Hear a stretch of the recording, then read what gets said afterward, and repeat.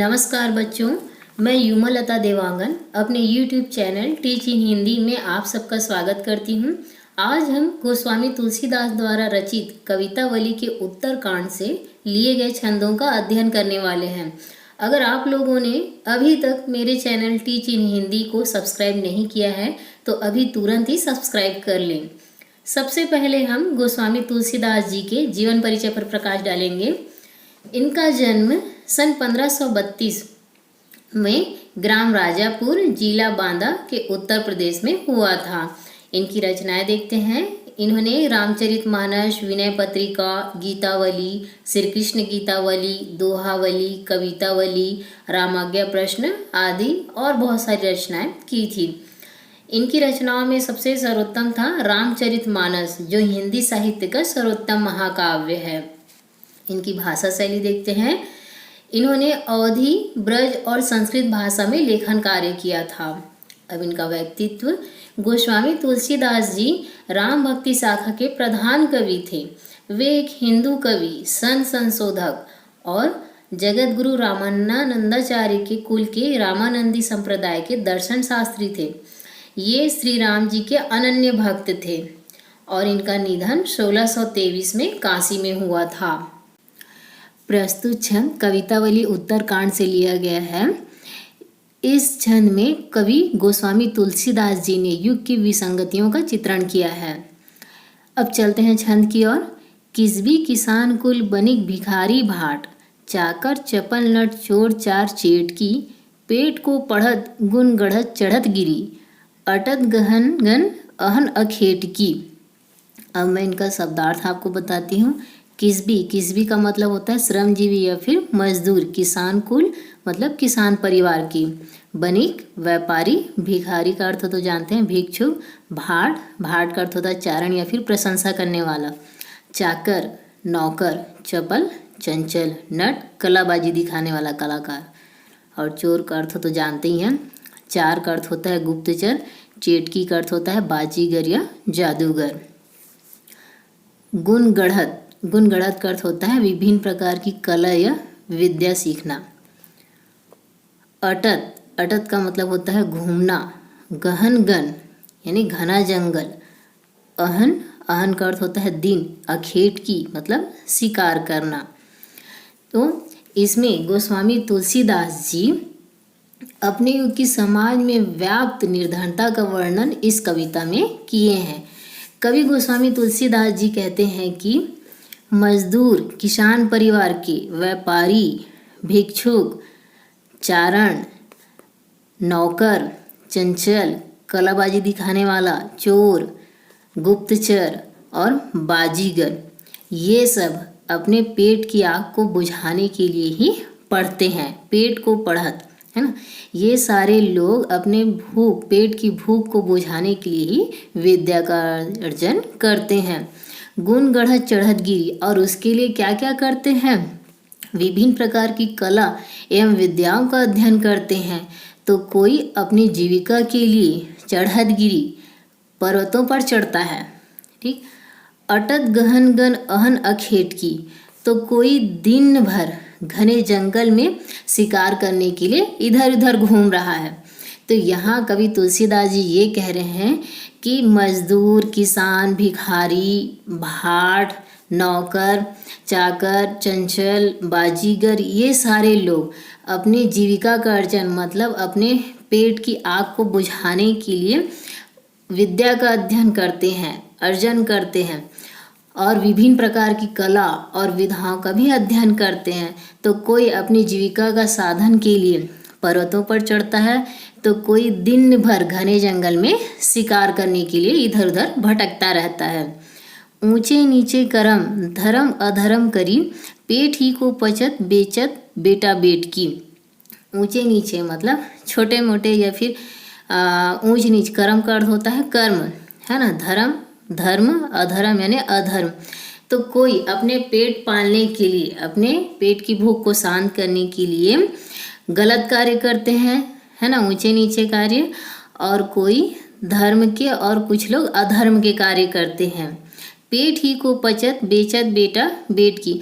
और कुछ लोग की स्थिति इतनी ज़्यादा दयनीय है कि वे अपनी पेट की आग को बुझाने के लिए अपने ही बेटा बेटी को बेचने के लिए मजबूर हैं। कहने का मतलब अपने पेट की भूख को शांत करने के लिए अपने बेटा बेटी को भी बेच रहे हैं।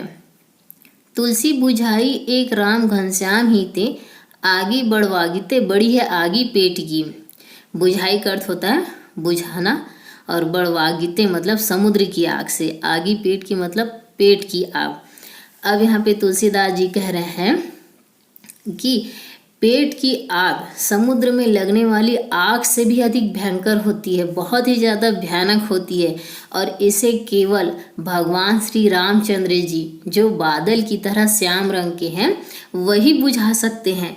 कहने का मतलब भगवान राम की कृपा से ही इस संसार में जितने कर्मयोगी हैं जो अपने पेट की आग बुझाने के लिए कर्म कर रहे हैं, तो उन सारे लोगों के कष्ट सिर्फ भगवान प्रभु राम जी ही दूर कर सकते हैं। तो यहाँ पे कवि तुलसीदास जी सिर्फ ये बताना चाहते हैं कि संसार में अपनी जीविका अर्जन करने के लिए जो कर्मशील है वो किस किस तरह के कार्य करते हैं। और अंत में यही बताया है उन्होंने कि पेट की आग से बढ़कर कोई भी आग नहीं होती। कहने का मतलब ये है कि जो अपनी पेट की भूख होती है उस भूख से बढ़कर कोई दूसरी भूख नहीं होती।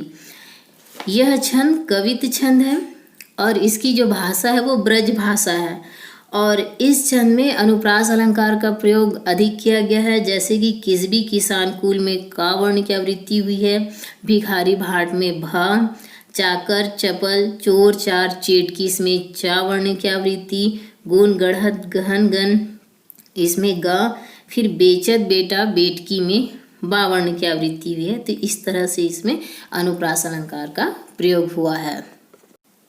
अब चलते हैं हम दूसरे छंद की ओर। खेती न किसान को, भिखारी को न भीख बलि, बनिज को बनिज न चाकर को चाकरी, जीविका विहीन लोग सिद्ध मान सोच, बस कहे एक एकन सो कहाँ जाई का करी, वेदहु पुराण कही लोकहु बिलोकियत, साकर सबय पैराम रावरी कृपा करी, दारिद दसानन दबाई दुनि दीन बंधु, दूरी दहन देखी तुलसी हाहा करी। तो मैं इन लोग का अर्थ बता रही हूँ, यहाँ जो कठिन शब्द है उसके। भिखारी का अर्थ तो आप जानते ही हैं, भिक्षुक। बलि का अर्थ होता है दान दक्षिणा, बनिक का अर्थ होता है व्यापारी, और बनिज का मतलब व्यापार। चाकर का मतलब होता है नौकर, और चाकरी नौकरी। जीविका विहीन मतलब जिनके पास जीविका का साधन नहीं है। सिद्धमान दुखी, सोच चिंता, बस यानी वश। कहाँ जाए मतलब कहाँ जाए, का करी क्या करें। वेदहु पुराण वेद पुराण में, लोकहु यानी संसार में, बिलोकियत देखते हैं, और सांवरी यानी संकट। दारिद का अर्थ होता है दरिद्रता, दसानन का अर्थ होता है रावण, दीन बंधु मतलब दुखियों के दयालु, दूरी दूर करना, दहन का अर्थ होता है आग, और हाहाकरी का मतलब होता है हाहाकार करना या दुखी होना। तो इसके प्रसंग में हम लिखेंगे कि प्रस्तुत छंद में चारों ओर फैली आर्थिक दुर्दशा का वर्णन करते हुए तुलसीदास जी अपने आराध्य राम से उसे दूर करने की प्रार्थना अत्यंत दीन भाव से करते हैं। अब चलते हैं इसके अर्थ की ओर। कवि गोस्वामी तुलसीदास जी कहते हैं कि अभी वर्तमान समय में किसानों के द्वारा खेती नहीं हो पा रही है, क्योंकि किसान के पास खेती करने के लिए ज़मीन नहीं है, तो वो खेती कैसे करेंगे। भिखारी को भीख नहीं मिल रही है, और ना ही दान दक्षिणा। व्यापारियों का व्यापार बंद पड़ा हुआ है, कहने का अर्थ उनका व्यापार ठप हो गया है। और नौकर चाकर मतलब किसी को जो नौकरी करने वाले हैं उनको नौकरी नहीं मिल रही है। और जितने जीविका विहीन लोग हैं, जो नौकरी करते थे अब उनके पास नौकरी नहीं है, तो वो सोच में पड़ गए हैं, चिंतनीय हो गए हैं, दुखी हो गए हैं। और कहे एक एकन सो कहाँ जाए का करी, और सभी लोग मिलजुल कर यह कह रहे हैं कि हम कहाँ जाएं, क्या करें। एक दूसरे से वार्तालाप कर रहे हैं, कह रहे हैं कि हमें कोई भी रास्ता कोई भी उपाय नहीं सूझ रहा है। वेदों पुराण कहीं लोको बिलोकियत, साकर सबय पैर राम रावरे कृपा करी।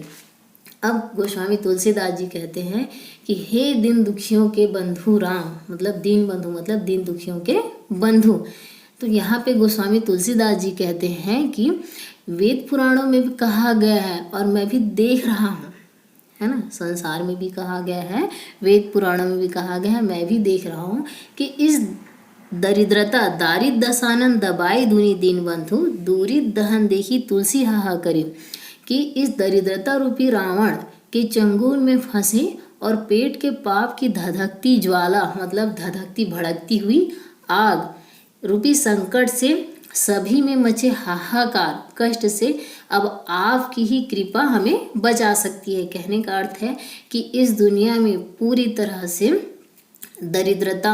दरिद्रता रूपी रावण के चंगुल में सब फंस गए हैं और उसके पाप से जो धधकती हुई ज्वाला निकल रही है उससे सभी तड़प रहे हैं, तो और सब दुखी हैं, चारों तरफ हाहाकार मचा हुआ है और इस हाहाकार के कष्ट से सिर्फ और सिर्फ आप हमारे भगवान रामचंद्र जी ही हमें इस कष्ट से उबार सकते हैं, ऐसा तुलसीदास जी कह रहे हैं। यहाँ पे तुलसीदास जी ने दारिद दसानन मतलब दरिद्रता की तुलना रावण से की है। उनका कहने का मतलब ये है कि दरिद्रता रूपी रावण ने पूरी दुनिया को बुरी तरह से दबा लिया है ना, मतलब समूचे दुनिया को अपने पंजों में दबोच लिया है।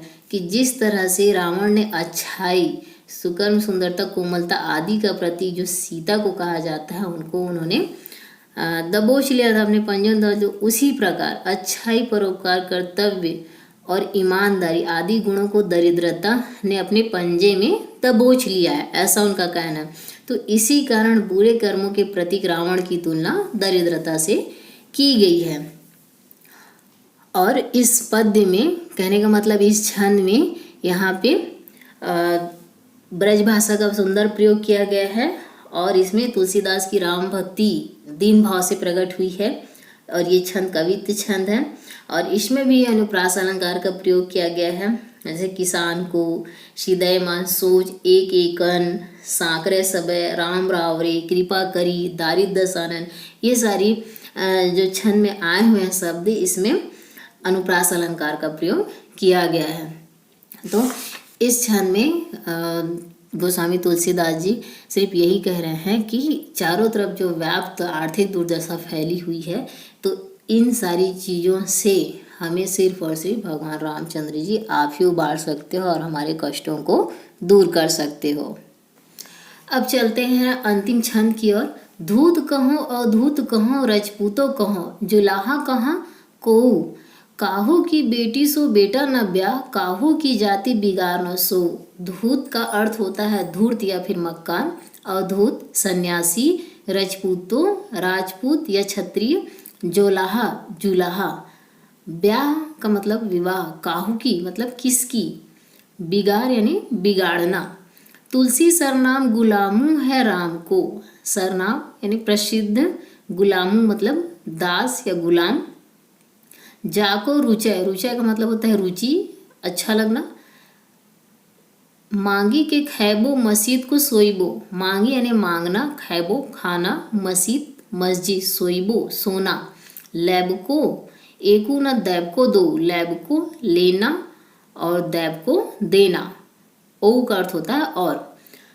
यहाँ पे कवि तुलसीदास जी अपनी भक्ति की रचनात्मक भूमिका को स्पष्ट करते हुए श्री रामचंद्र जी को भक्ति काल के भरोसे जाति पाति एवं धर्म के आडंबरों को खंडन करने का साहस यहाँ पे उन्होंने दिखाया है। अब चलते हैं इसके अर्थ की ओर। इसमें कवि गोस्वामी तुलसीदास जी कहते हैं कि चाहे मुझे कोई धूर्त कहे या सन्यासी, राजपूत या क्षत्रिय कहे या जुलाहा, मुझे कोई फर्क नहीं पड़ता, है ना। धूत कहो अधूत कहो रजपूतो कहो जुलाहा कहो कोई, कि मुझे कोई धूत कहो या फिर सन्यासी, राजपूत क्षत्रिय कहो या जुलाहा, इससे मुझे कोई फर्क नहीं पड़ता। काहू की बेटी सो बेटा न ब्याह, काहू की जाति बिगाड़ न सो, क्योंकि मुझे किसी की बेटी से अपने बेटे का विवाह तो नहीं कराना है, मुझे किसी से संबंध रखकर उसकी जाति नहीं बिगाड़नी है, ऐसा वो कह रहे हैं। बोल रहे हैं कि मुझे आप कुछ भी कह के पुकार सकते हो, इससे मुझे कोई भी फर्क नहीं पड़ता, क्योंकि मुझे किसी की बेटी से अपने बेटे का विवाह तो नहीं करवाना और ना ही मुझे किसी सामाजिक से संबंध रखकर उसकी जाति को बिगाड़ना है। तुलसी सरनाम गुलामू है राम को, जाको रुचे सो कहे कछु ओ। तुलसीदास जी कहते हैं कि मैं तो श्री भगवान रामचंद्र जी का दास हूँ, जिसकी जैसी इच्छा वो मुझे कहे, है ना, इसकी मुझे कोई परवाह नहीं है।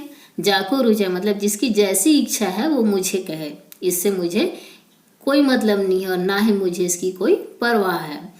मांगी के खैबो मशीद को सोईबो, लैब को एको न दैब को दो। क्यों? क्योंकि मैं तो मांग कर खा लूँगा और मस्जिद में जाकर सो जाऊँगा। मुझे किसी से न कुछ एक लेना है और न दो देना है। यहाँ एक लेना न दो देना की बात कहा गई है। यहाँ पे कवि गोस्वामी तुलसीदास जी ने मुहावरे का प्रयोग किया है, एक न लेना और न दो देना। उसका अर्थ होता है कि किसी से कोई मतलब नहीं रखना। इसलिए यहाँ पे तुलसीदास जी कह रहे हैं कि मैं तो मांग के खा लूँगा और मस्जिद में जाके सो जाऊँगा, मुझे किसी से न एक लेना है और न दो देना है, ये कह रहे हैं। यहाँ पे गोस्वामी तुलसीदास जी का दास से भक्ति भाव चित्रित किया गया है और लैब को एकू न दैब को दो में मुहावरे का प्रयोग किया गया है। ब्रज भाषा है और मस्जिद में सोने की बात करके कवि ने यहाँ पे उदारता और समरसता का परिचय दिया है ना।